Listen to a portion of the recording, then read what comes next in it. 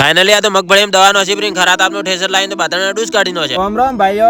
હારી વાત છે. તારીખ 14 માર્ચ 2026 ના હર માં હારકડિયા ઘરવાળા બધા ડૂચી જો ઘઉં ભેળા કરો. લગભગ 9 વાગે અમાર મેડમે ચા ઉકાળીને આલી દીધો. ફટાફટ હું ચાનું ડબલું લઈને રવાના થઈ ગયો. ક્ષેત્ર બાજુ હારકડિયા ભાઈને ચા પાવા. ગાવગા ક્ષેત્રમાં પહોંચીને તો હારકડિયા ઘરવાળાને ચા પાઈને તો થોડા દાડા પહેલા અમાર બાજરી વાવી એટલે હું પહોંચ્યો ક્ષેત્રમાં બાજરી વાળવા. ગાવગા 1 કરોડના કેમેરાથી ઝૂમ કરીને ઘણી બાજરી ખોળી પણ ચોય બાજરી ના ચડી. પછી જીસીબી બોલાઈને ચેટો પાવડે કરીને ખોદાયો તરત 2 ડોકા બાજરી ના ચડ્યા. બાજરી પાડી તો લગભગ 10 વાગે હું ઘેર પહોંચી ગયો. વઘારેલા ચોખા ઠાપ ગઈ ગયો. ચોખા ખાતા જ ઘઉં કાઢવા પેલા ઠેસર આવ્યો એટલે અમાર બિસ્તરા પુટલા લઈને હું પહોંચ્યો ક્ષેત્રમાં. થોડી વારમાં ભાઈ ઠેસર ચાલુ કરીને આવ્યો ને અમારા અગ્રી ગેંગ ડોજીજી ઘઉં કટાવે. ખરાબ બપરાને એક બાજુ બાધા પાથરા હાલતા હતા, બીજી બાજુ હું એકલો ઘઉંની બોરીઓ ભરતો હતો. આ ઘઉં 18 ફુવાના પોઈ 10 કિલો વાયેલા હતા. હડાપોસ બોર્યું છે. હારા શાક ની કોમેન્ટ થઈ મારો. 1 કલાકમાં બધા ઘઉં કાઢીને તો ભાઈ ઠેસર લઈને ઘર બાજુ રવાના હતા. જ્યાં લગભગ બપોરના 2 વાગી ગયા. મગફળી દવા છોટવાની હતી એટલે વાઈ ગયા હતા પગોંગા કો. ગાવગા પીપળમ પાણી ભરી નાખ્યું. ક્ષેત્રમાં પહોંચીને ફટાફટ દવાઈ બનાવી નાખી. હું ડૂચી જો મિશન ઇમ્પોસિબલ અંજામ આલો. AK-47 લઈને ફટ ભડાકા કરો. લગભગ 3:30 વાગતા આખા ક્ષેત્રમાં 2 પીપળે દવાઈ છોટી નાખી. હવે લાગુ છું પીટી છોડેલા વર રાતે જેવો. બોલો જય શ્રી સીતારામ.